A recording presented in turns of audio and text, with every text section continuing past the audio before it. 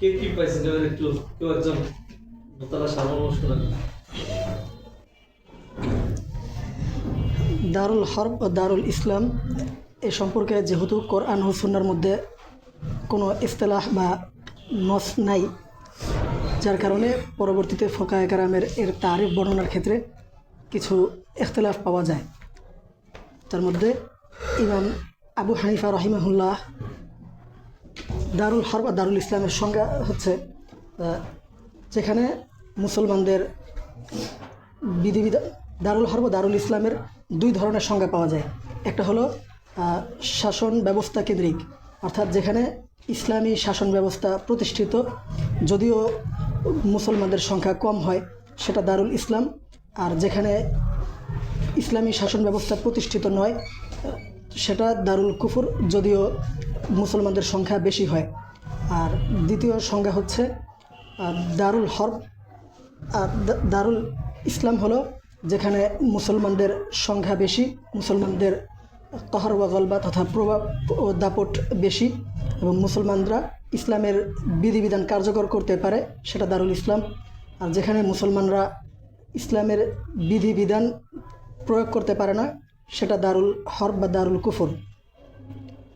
আর ফতোয়া স্বামীর মধ্যে মুসলমান ইসলামী বিধিবিধান প্রণয়ন দ্বারা উদ্দেশ্য হলো আল হুদুদ ওয়াল কৌদ। তো আর ইমাম আবু হানিফা রহিমাহুল্লাহর মতে দারুল ইসলাম দারুল কুফরে পরিণত হবে তিনটা শর্তের ভিত্তিতে। প্রথমটা ইজরাউ আহকামিল কুফরি আবিশির্ক, কাফের বা মুশরিকদের বিধিবিধান প্রচার বা অনুযায়ী কার্যকর করা। 2 নম্বর সে দ্বারটা কোনো দারুল হরবের সাথে মুত্তাসিল হওয়া। 3 নম্বর দারুল ইসলাম থাকা অবস্থায় মুসলমান ও জিম্মিদের জন্য যেই আমান ও নিরাপত্তা ছিল সেটা বহাল না থাকা। আর মাবসুদে সরক্সির মধ্যে আছে যে ইমাম আবু ইউসুফ ও ইমাম মোহাম্মদ রাহিমাহুল্লাহর মত হলো যে দ্বারটা আমাদের দিকে অথবা তাদের দিকে, অর্থাৎ মুসলমানদের দিকে বা কাফেরদের দিকে নিসবত হবে গলবা এর ভিত্তিতে। আর দারুল ইসলাম দারুল হরব হওয়ার জন্য একটাই শর্ত, সেটা হলো ইজহারু আহকামিল কুফর, কুফরি বিধিবিধান প্রমোট করা বা প্রচার থাকা। এই সংজ্ঞা ও শর্তগুলোর উপর ভিত্তি করে 1703 সালে যখন শাহ আব্দুল আজিজ মুহাদ্দিস দেহলভী রহিমাহুল্লাহ ভারতবর্ষকে দারুল হরব বলে ফতোয়া দেন, তখনও উলামায়ে কেরামের মধ্যে কিছু বিষয়ে ভিন্নতা ছিল। যেমন শাহ আব্দুল আজিজ মুহাদ্দিস দেহলভী রহিমাহুল্লাহ, শাহ ইসমাইল শহীদ রাহিমাহুল্লাহ, কাসেম নানুতুবি রাহিমাহুল্লাহ, রশিদ আহমদ গাঙ্গুহি রাহিমাহুল্লাহ সহ উলামায়ে দেওবন্দের মূল ধারার বক্তব্য ছিল হিন্দুস্তান দারুল হরব। আর আব্দুল হাই লখনবী রাহিমাহুল্লাহ ও নবাব সিদ্দিক হাসান খান ভূপালী রাহিমাহুল্লাহ তাদের মত ছিল হিন্দুস্তান দারুল হরব নয়। যারা বলে আছে নাকি জি হ্যাঁ সিদ্দিক হাসান ভূপালী তো আহলে হাদিস জি ওরা তো ইংরেজদের দালালি করে মূলত ফতোয়া দিয়েছে, মত পাওয়া যায় এখানে জি ফতোয়া মাহমুদিয়ার মধ্যে দিছে। আর তো ওই ইখতিলাফগুলোর মূল ভিত্তি ছিল যে যারা বলেছে হিন্দুস্তান দারুল ইসলাম, তারা হিন্দুস্তান দারুল ইসলাম হওয়ার কারণ হিসেবে একটা কায়দা দিয়েছে আল ইসলাম ইয়ালু ওয়ালা ইউলা, এটার উপর ভিত্তি করে হিন্দুস্তানকে দারুল ইসলাম বলেছিলেন। আর আরেকটা কারণ ছিল সেটা হলো ইকামাতুল জুমা ওয়াল ঈদাইন, জুমা ও ঈদ জারি থাকা। তো এটার জবাবে ফতোয়ায়ে আজিজিয়ার মধ্যে উল্লেখ আছে যে যদি কোনো দারুল হরব হয় কিন্তু সেখানে মুসলমানদের জন্য জুমার নামাজ আদায় করা জায়েজ আছে। আর ফতোয়ায়ে আজিজিয়ার এবারত ছিল লাজেম আস্ত। আর অর্থাৎ ফতোয়ায়ে আজিজিয়ার এবারত হল সেখানে মুসলমানদের জন্য জুমার নামাজ ও ঈদের নামাজ এগুলো আদায় করা আবশ্যক, যদি না পড়ে এর জন্য গুনাহগার হবে। আর জুমা সহি হওয়ার জন্য যেই আমির বা সুলতান থাকা শর্ত, এটার ব্যাখ্যার মধ্যে ফতোয়া মাহমুদিয়ার মধ্যে আছে যে আমির বা কাজীর দুইটা ওয়াস, একটা হলো মুসলমানদের প্রতিনিধিত্ব করার যোগ্যতা, আর একটা হলো মুসলমানদের উপর মানে রাষ্ট্রের শাসকই মুসলমান হওয়া। তো জুমা ও ঈদ আইন সহি হওয়ার জন্য যেই আমির বা কাজীর থাকাটা শর্ত, সেটা প্রথমটার মাধ্যমে আদায় হয়ে যায়, আর এটা কোনো রাষ্ট্রে অনুপস্থিত থাকার কথা নয়। তো ওই হিসাবে হিন্দুস্তানে জুমা ও ঈদ আইন সহি হওয়াটাই স্বাভাবিক। আর ফতোয়ায়ে শামির মধ্যেও বলা হয়েছে যে ওয়া আম্মা ফি বিলাদিন আলাইহা উলাতুন কুফারুন ফায়াজুজু লিল মুসলিমিনা ইকামাতুল জুমাই ওয়াল আয়াত, যে দারুল মানে যেখানে কাফের শাসক থাকে সেখানেও মুসলমানদের জন্য জুমা ও ঈদ আইন সহি হবে। তো বাংলাদেশ দারুল হরব হবে নাকি দারুল ইসলাম, এই বিষয়টা দুইটা ভাবে আসবে। একটা বাংলাদেশের শাসন ব্যবস্থার উপর নির্ভর করে, আর একটা ঐতিহাসিক বিষয়টার পর্যালোচনা করে।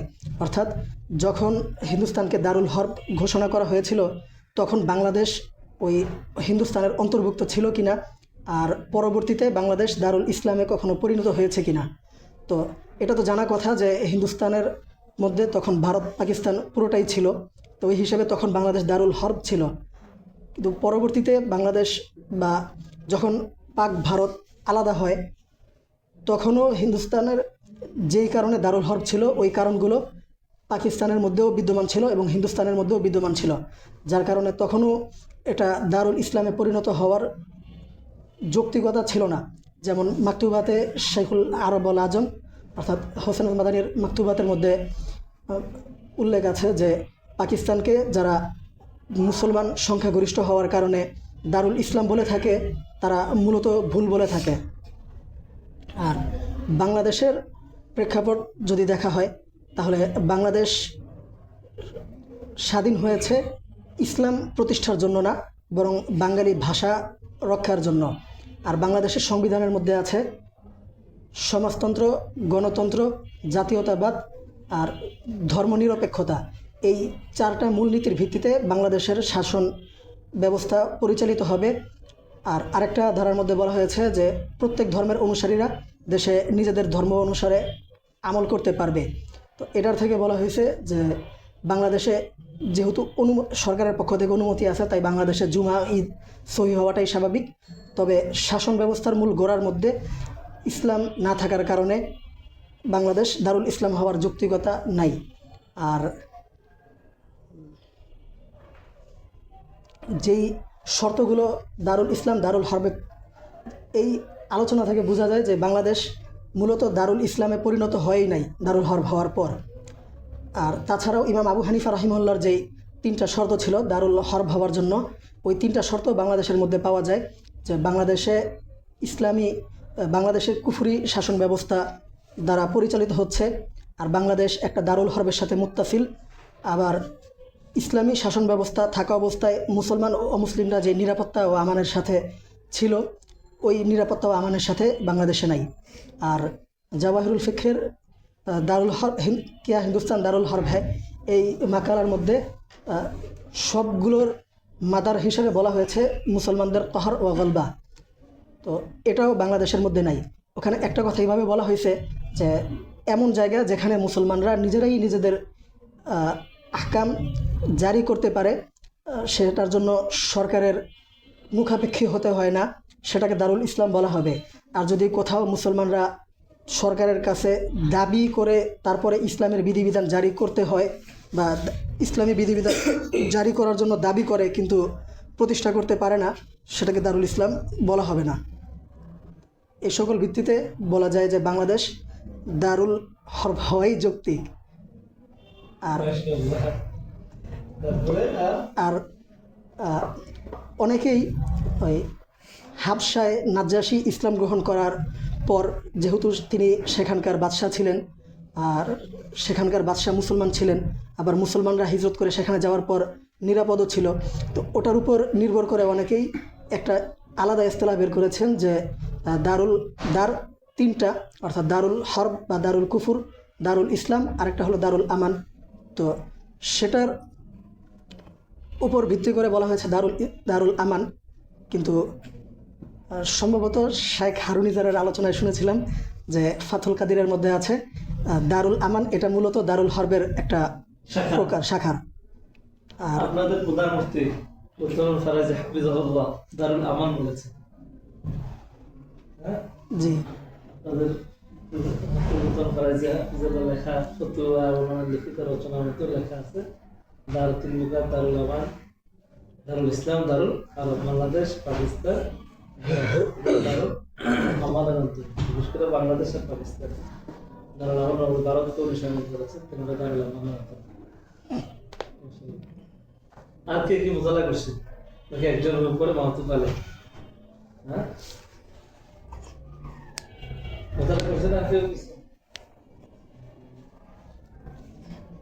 মোতালা করতে পাইছে না, পাইতে হয়েছে না আপনারা? মোতালা মোটামুটি সবাই করছে, বিশেষ করে আমি যেগুলো পিডিএফ থেকে পড়ছিলাম বা কিতাবেরও যেসব জায়গা আমি নিছি কি কি ওগুলো কিতাব পড়ছেন তো? শেখ মুলফি বিন হাসান আশাহরির হাকিকতুদ দারাইন, দারুল ইসলাম ও দারুল কুফর, ওটার মানে আরবি দুইটা পড়ছেন, আরবি। এটা অনুবাদ আছে? অনুবাদ পাই নাই, ওটা পড়ছি। তারপর জাওয়াহিরুল ফিক, ফতোয়া মাহমুদিয়া, কিফায়াতুল মুফতি, ফতোয়া শেখুল আরবুল আজম হোসেন আহমদ মাদানী, আর তালিফাতে রশিদিয়া, ফতোয়া আজিজি। তাকে স্কুলে হিসেবে এটা পড়েন না, ইয়াদ গারে স্মৃতি জড়িত আমাদের স্মৃতি জড়িত আত্মজীবনী, এটার মধ্যে আছে পাকিস্তান যে বিভক্ত হলো ভারত থেকে, কিসের উপরে বিভক্ত হয়েছে? মোহাম্মদ আলী জিন্না বলছিল যে ইসলামী শাসন ব্যবস্থা। এই কথার উপরেই কিন্তু দারুল যাবতীয় ফতুয়া দিয়ে মুফতি শরীফ আলোচনা হয়েছে যে দারুল কুফর থেকে দারুল ইসলামকে প্রতিষ্ঠা করার জন্য পাকিস্তানের বিভক্তি। বাংলাদেশের বিভক্তি হলো ভাষার জন্য, রাষ্ট্র ক্ষমতার জন্য। পাকিস্তানের বিভক্তি কিন্তু ভাষা বা রাষ্ট্র ক্ষমতা না, পাকিস্তানের বিভক্তি হলো ইসলামকে কেন্দ্র করে। এখানে পাকিস্তান নিজেদেরকে এখনো ইসলামী রাষ্ট্র পুরোপুরি না বললেও সপ্তাহে একটা চেঞ্জ করে ইসলামিক স্টেট বা দারুল আমান, অবশ্য দারুল আমান তো অবশ্যই বলে, ইসলামিক স্টেট তারা বলার চেষ্টা করে, যেহেতু তাদের ইখতিলাফটা হয়েছে ওইখান থেকে। ওই নিসবতে আমরাও অনেকে হয়তো ইসলামিক স্টেট দাবি করি, ইসলামী শাসন তো আছে।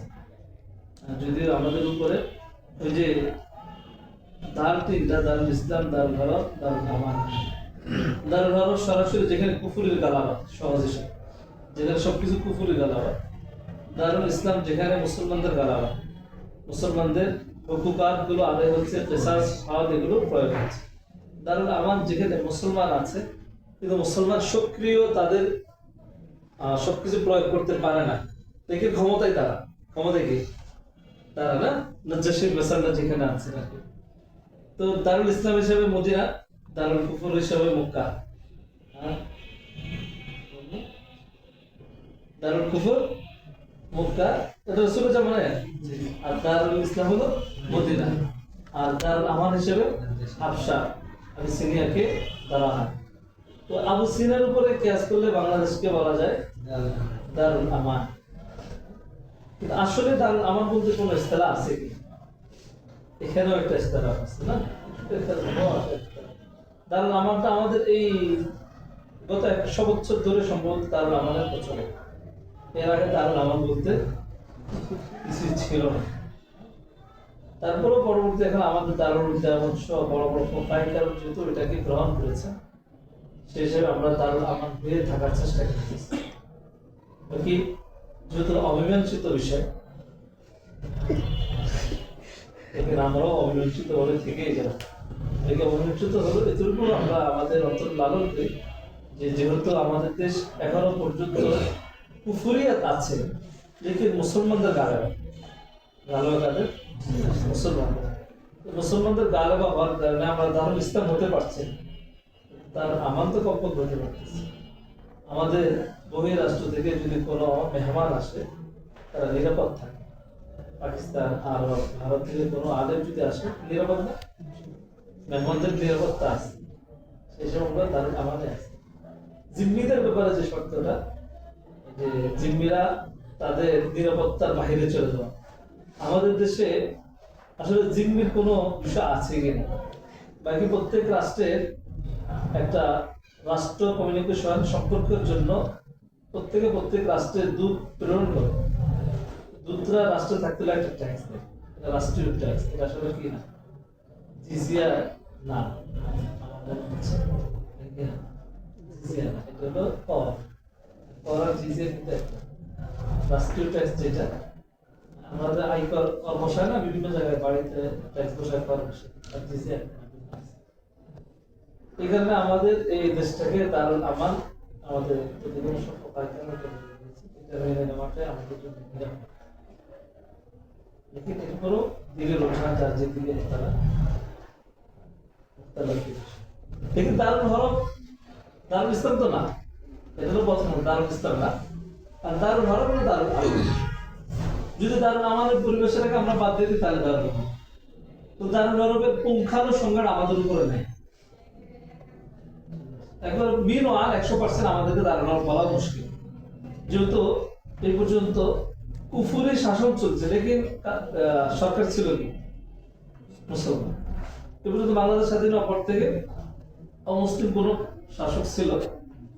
প্রশাসনের বিভিন্ন পর্যায়ে আছে, কিন্তু মূল যারা ছিলেন সবাই মুসলমান ছিল। তবে এদের ইসলাম করতে এরাকে আসলে মুসলমান ছিল, এরা না বাইরে সবাই মানে তারা আল্লাহ বলতে আমরা বাহ্যিক কিছু কার্যক্রম বুঝা যায় তারা কি ইমানদার। এরপর আল্লাহর সাথে যারা কোনো তওবা করবে সেটাও আল্লাহ বুঝতে পারে না। আমাদের এই যে আপনাদের নারায়ণগঞ্জের কোনো 80 টাকার তাহাজ্জুদ করে, 80 টাকার তাহাজ্জুদ মাওজনা জবাব দিল, আবু জেহেল 100 বার উপরে নামাজ করছে। মনে হয় উসমান তো খেয়েছেই গেল মাওজনা জবাব। আসলে এদের অবস্থাটা আমাদের জানা নেই। এখানে আমরা এতটুকু বুঝি, বাংলাদেশের জনগণ এখনো বাংলাদেশকে ইসলাম চায়। ইসলাম বিরোধী কিছু হলে বাংলার জনগণ সবসময় সতর্ক। আমরা ধারণা বুঝতেই পারি। মাদানির মধ্যে সম্ভবতই আছে, মানে শাসক মুসলমান কিন্তু শাসন ব্যবস্থা ইসলামিক না, ইসলাম বিরোধী। তো ওই জায়গাটা থেকে আবার আসছে যে ফেরাউন কি মুমিন ছিল কিনা। আমাদের তো শাসন যদিও গণতন্ত্র, তো যারা শুধু গণতন্ত্রকে বর্তমানে কুকুরি বলে না, সবগুলো জিজ্ঞাসা করলে গণতন্ত্র কি কুকুরি বলে, তাহলে যেগুলো একটা ঘুরে যায় সব হারাম বলেন নাকি?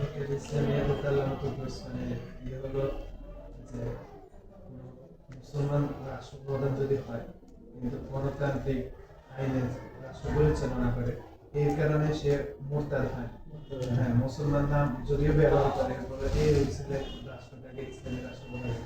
এই ভিত্তিতে দেওয়া সহজে আমাদের দেশে এই গণতন্ত্র হারাম বা কুকুরি সিদ্ধান্ত ব্যবহার করে।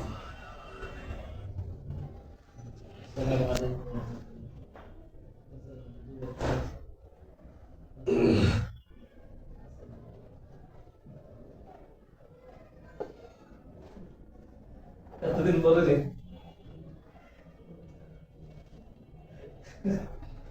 খবর, ভালো কোনো খবর নাই। সাবিল্লা ভাই মন্দির, সাবিল্লা ভাই ওনারা করতেছে, সিরাজ শাহ বসু সময় দিতে পারবেন না, আর বাকি জুবাই শাহ বসুও থাকেন কিনা ভালো করতে যাবে।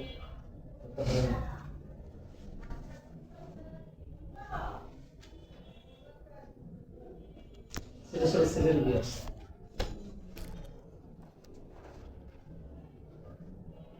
না না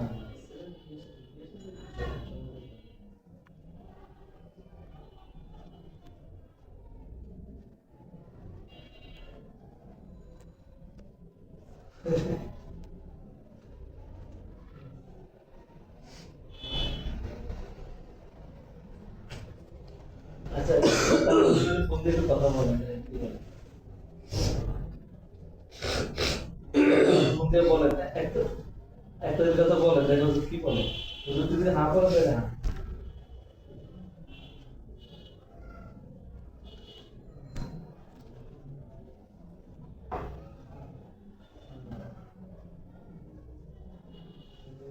সমস্যা।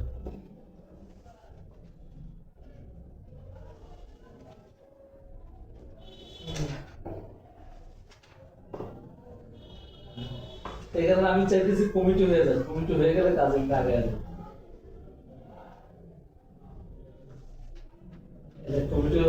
কমিটি ভালো লাগে একটু দিলে দিলাম, কমিটি করে দিলাম যাতে আমি মুক্তি পাই।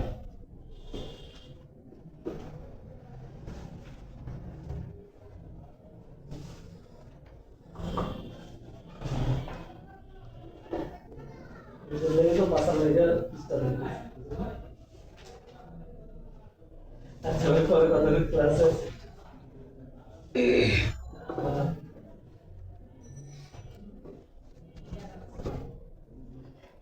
আচ্ছা একটু জোয়ার সঙ্গে কথা বলে দেখেন, যদি দুজন হাসি মধ্যে দেয় তাহলে একটু কন্ট্রোল কাজ হয়।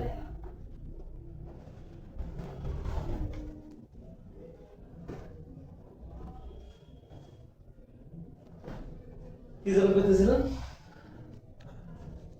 দেলোয়ার শাহ হুজুর গণতন্ত্রে গণতন্ত্রে তুমি কি যেন বলতেছিলে?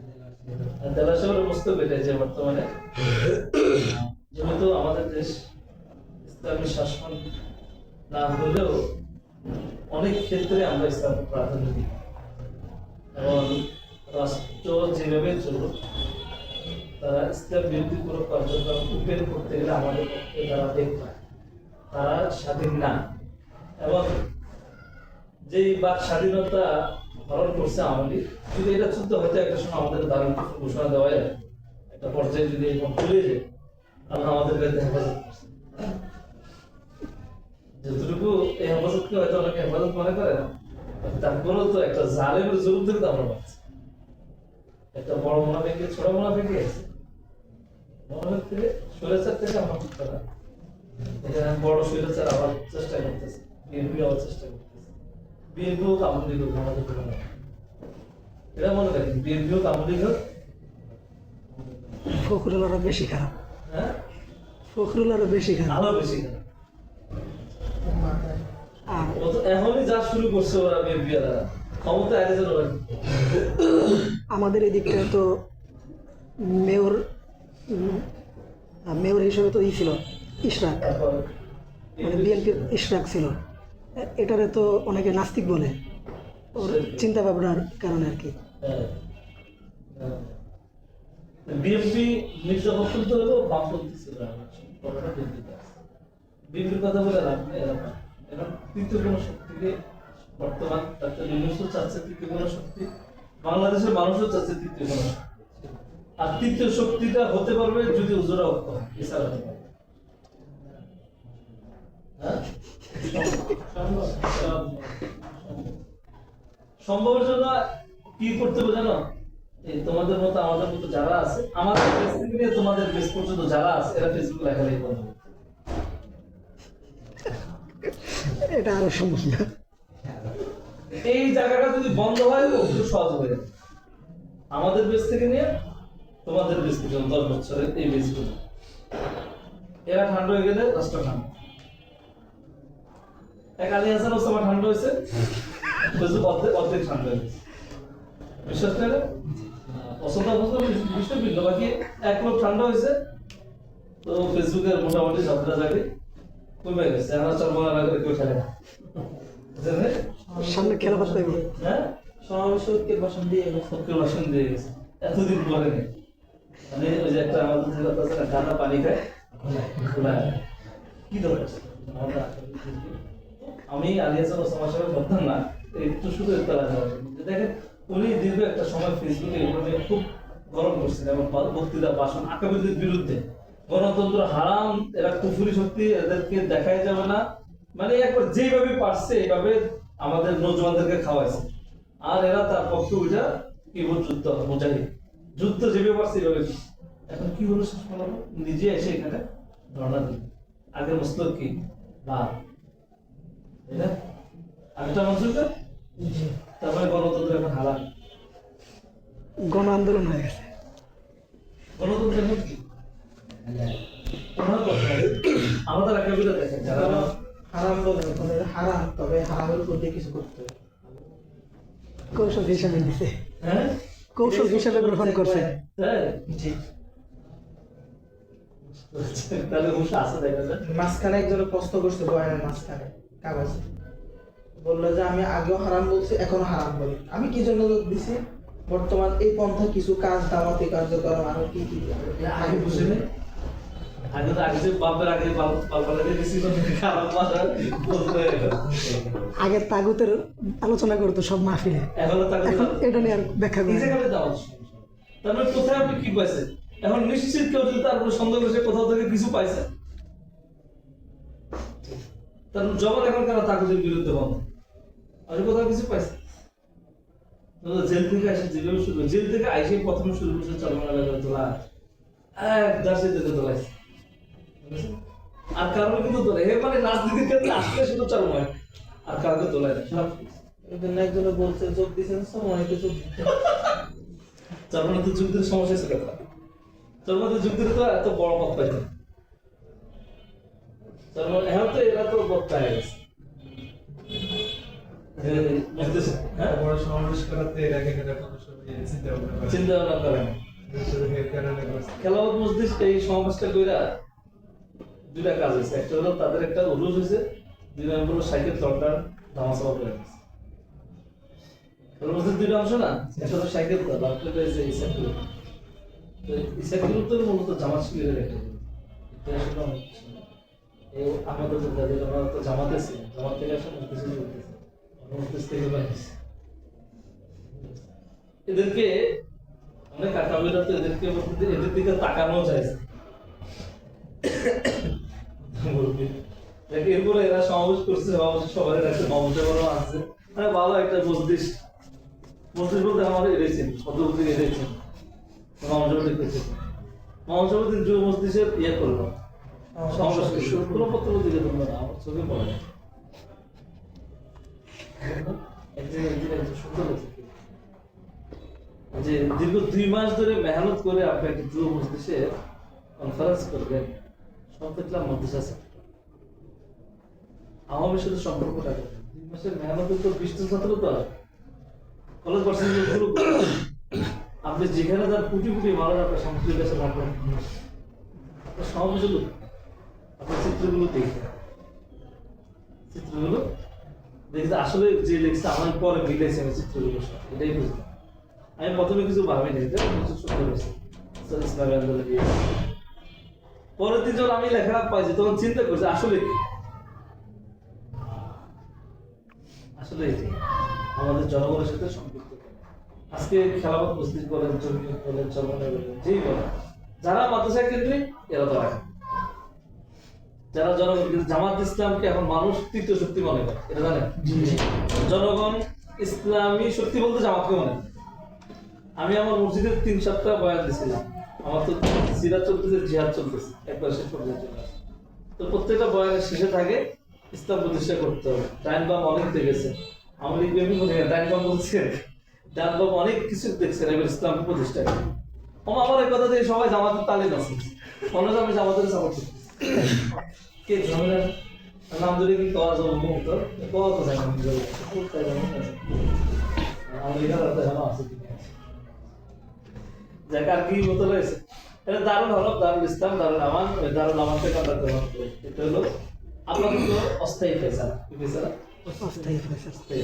এরপর আবার যখন হুকুম ভিন্ন আসবে আমাদের কার্যকলাপ যখন ভিন্ন হয়ে যাবে এই যে আগামীকালকে আবার একটা শোডাউন হবে শোডাউনের পরে যদি তারা বিপ্লবী সরকার ঘোষণা করে তো আমরা বিপ্লবী সরকারের পক্ষে এবার আমরা দারুল হরফ ঘোষণা দিয়ে দেয়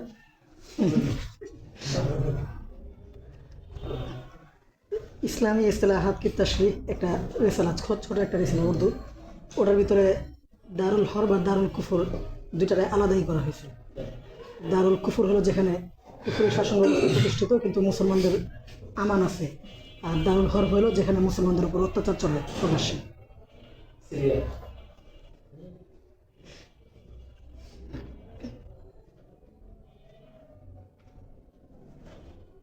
দারুল উলুম যেমন ওনাদের জন্য বারোটা কি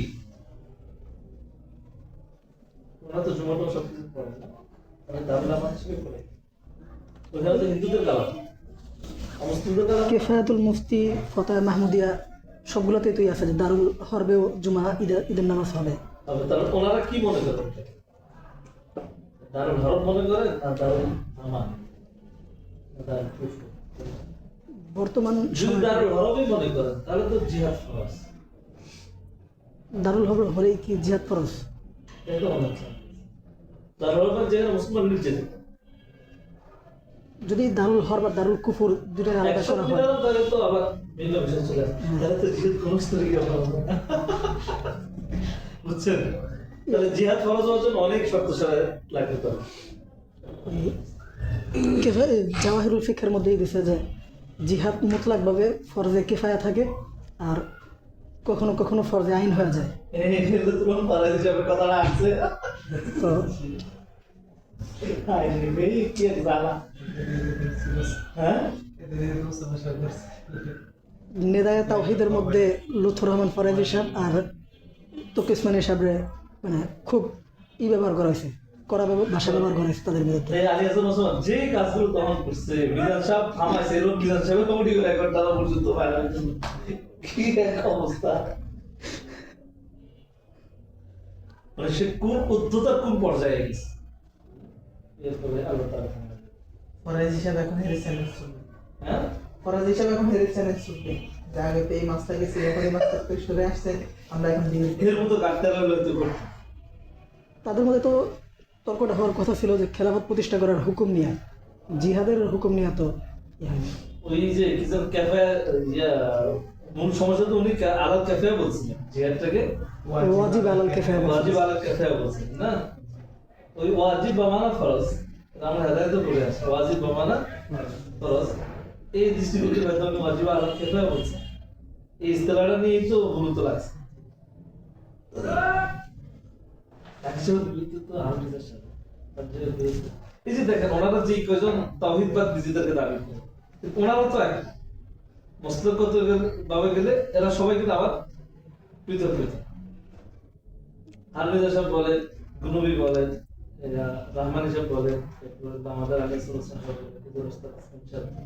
জুবাইর সাহেব, 6 জন 6 কিন্তু এরাও যদি একসাথে থাকতো তাহলে একটা কাজ হতো। আরেকটা আছে আতাউর রহমান বিক্রমপুরী দায়েশের। এটা বেশি ভালো, মানে একটা ফাত্রামির একটা কিছু থাকে। যেমন হারমিজা সাহেব এলেমে আমলে বয়সে সব দিক থেকে ঠিক আছে, আলী হাসান ওসমান যেহেতু আহম এলেম কালাম বেশ ভালো একটা কথা বলতে পারে, ভুল হোক আর যাই হোক দাপড়ে ওর একটা দাপড়ে আছে, চাপার জোর আছে। চাপার জোর আছে। এরপরে গুরুবীর চাপার জোর আছে, রাগটাক করে যায় যে, আর রহমানি তো রহমানি তার এলেমে আমার শক্তি ওর কি আছে ও দাবি করে ও দারুল উলুম দেওবন্দে পড়ছে। পড়লে কি নেই? শামসুদ্দৌলা আশরাফি সাহেব একটা পোস্ট করছিলেন, ওটাতে দেখলাম শামসুদ্দৌলা আশরাফি সাহেব দাবি করছে যে খোঁজ নিয়ে জানতে পারলাম সে মালানা হয়নি, দাওরাও ফারাক হয়নি, আর তার দাবি সে দারুল উলুম দেওবন্দে দাওরা করছে। আল্লাহ হেফাজত করবে। এবার তার মুতারা খাতা করতে একটু দেখি কার কি কতটুকু মুতারা খাতা দেখা, মুতারা কিছু লেখেন না এটা, এটা কি বলি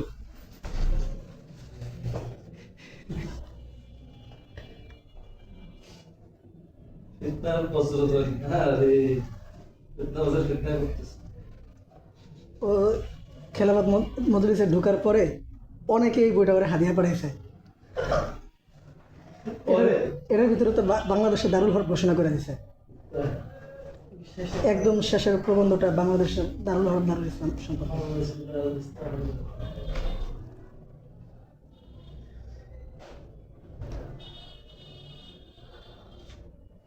এখন তার মতলব কি? এখন সামাতা না যান হ্যাঁ এই জিনিসগুলো একটাই ছিল দুইটা দারুল হরফ দারুল ইসলাম। এখন যে কারণ আমার বলতে তো মনে হয় এটার ভিতরে রদ করছে দারুল আমান বলতে আসলে কিছু নাই। আমার হারুনের সবার সম্মত তারা যেমন জিনিস। হারুনিজার সাহেব কারণ ওই মস্তকে যারা আছে ওনাকে তার হারুনিজার সাহেব তো জুনাদ বাবুনগরী সাহেবের বরাতে বলছেন যে আমার ওস্তাদ জুনাদ বাবুনগরী সাহেবের মত বাংলাদেশ দারুল হক। আলোচনার ভিতরে এইভাবে বলে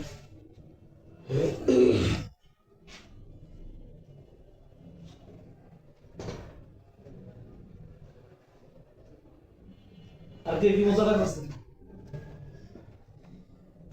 দেখি খাতা দেখি তো বুঝতে পারলাম খাতা দেখি। খাতা বেশ করেন, খাতা বেশ করেন। কি খাতা নেই? মুর্শিদ সাহেবের ফোন দিয়েছি, খাতা দেখেন। সত্যি ফোন দিতেছি কিন্তু খাতা বের করে, খাতা বের করে ধরে ফোন দিতেছি। ওদের কাছে পিছু দিয়ে দিই, তাদের সহযোগিতা করবে। ফোন দিয়ে দিস জি, খাতা বের করে।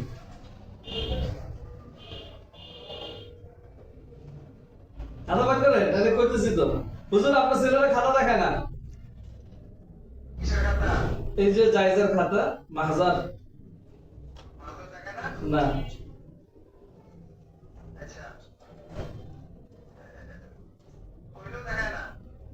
এমনি একজনের থেকে আসছে, আমি যে মোতালা দিয়ে গেছিলাম খুব সুন্দর শুনেছে মাশাআল্লাহ, বাকিরা সামাত করছে, বাকি বললাম কি মোতালা করছো এটা একটু খাতা দেখাও, এরা খাতা দেখাও। দেখাবে নি কেউ, দেখাবে নি, তাহলে কই যদি দেখাইতেছি কেউ লেখো নেই। পরিচিত এইগুলো খোলা কথা শুনে না। এমনি মোতালা করছে, এরা বলতেছে মোতালা করছে, দেখে নেই, এটা তো সমস্যা না, না লিখতে তো হবে না। ঠিক আছে, জায়গা একটু দেখলে কি ফায়দা হবে? আপনারা শুনেন না তো, মুখ লোক এত হাজার দিতে আপনি তো তারা শুনতে দেবেন, আপনারা তারা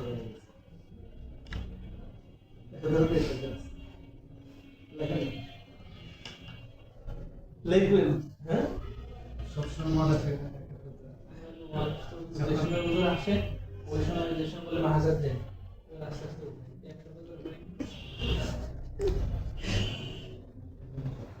লিখবেন তো, যে নিজের মোতালা করতে দেন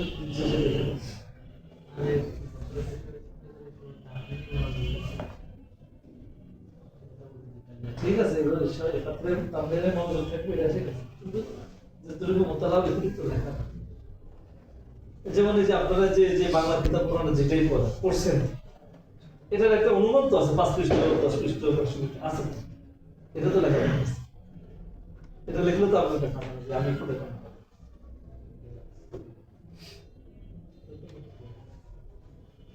সামনে সাথে মোতালা কি যেন আকার আছে, যে বইয়াটা কই একটা আলোচনা করার কথা ছিল, দারুল হরফ দারুল ইসলাম বাইর করার পরে এখন বাংলাদেশের জিহাদের হুকুম কি? কইছে বলে দারুল আমানের উপর জিহাদ করে, দারুল হরফের উপর জিহাদ করা যায় না, বহুত জায়গায় আছে, কিন্তু বাংলাদেশের উপর বর্তমানে যে খরচ নেই, তাহলে আমার ব্যক্তিগত অবস্থা উত্তর দেওয়ার জন্য কি বললাম, আমার ব্যক্তিগত মস্তক হলো বর্তমানে বাংলাদেশে যারা আমরা অবস্থান করি, আমাদের যে খরচ না, আমার মোতালে আমাকে তুমি কেন দিয়েছে, যারা জীবন থাকতেও পারে, বাকি এটা আমার ব্যক্তিগত আমাদের জন্য ক্ষতি হয়, বুঝতে পারছি। এখন তোমরা তোমাদের এখানেও তোমাদেরকে মোতালার জন্য মোতালা করো, তোমাদের কাছে মশালা স্পষ্ট হয়ে যাবে। আমরা দারুণ আমার মানব, যদি দারুণ আমার মানে তাহলে মানে জিহাদ করার প্রশ্ন আসে। আমরা ওই যে বললাম আমাদের সব কিছু কালের আছে, যেখানে আমরা দেখতেছি আমাদের বিরুদ্ধে কেউ বলতে, তখন আমরা ঝাঁপাই করতেছি। বিনোজিন এটা একটা আমরা জিহাদের পর্যায়ে বিনোজন, যেটা আমরা জিহাদ বললাম না, গণতন্ত্রের জিহাদ বানালে সেটা আমার কিছু না, চরমনাই বিশ্বাস তো সেটা যারা রাজনীতি ক্ষেত্রে তাদের মত তাদের কাছে, এটা ওদের মত দিয়ে আমার কাছে বলে কোনো লাভ নেই, আমি দল করিও না, সেটা আমি কোনো দলে করি, কোন দলের পক্ষে আমি না। আমরা নির্বাচন বলছি, হ্যাঁ, আমরা নির্বাচন নির্বাচন আসুক, তারপর দেখা যাবে। তখন দেখবো নির্বাচনে আমার শরীর অবস্থান কি, এখন আমার এই জায়গাতে আমাদের কাকে ভোট দিলে আমার জন্য লাভ হবে সেখানে দেবো। আর আমরা ইমাম সাহেব মানুষ, ভোট হলে এক জায়গা আমার থেকে আরেক জায়গা, আমার ভোট আছে, আমাদের তো ভোট নেই, ইমামতি করতে হবে। এক্ষেত্রে যে এলাকায় আপনারা যারা ভোট দিবেন, আপনাদের মধ্যে আমার দিক নির্দেশন হলো যে এলাকায় বিএনপি আওয়ামী লীগ বাদ, মানে আমাদের ইসলামী শক্তিগুলোর মধ্যে যারা আগে আছে তাদেরকে সাপোর্ট দিবে, আমাদের ইসলামী শক্তিগুলোর মধ্যে তো জামাত ইসলামগুলো সাপোর্ট দিবে। হ্যাঁ, আমাদের ওইদিকে আমাদের বিএনপি কোথায়?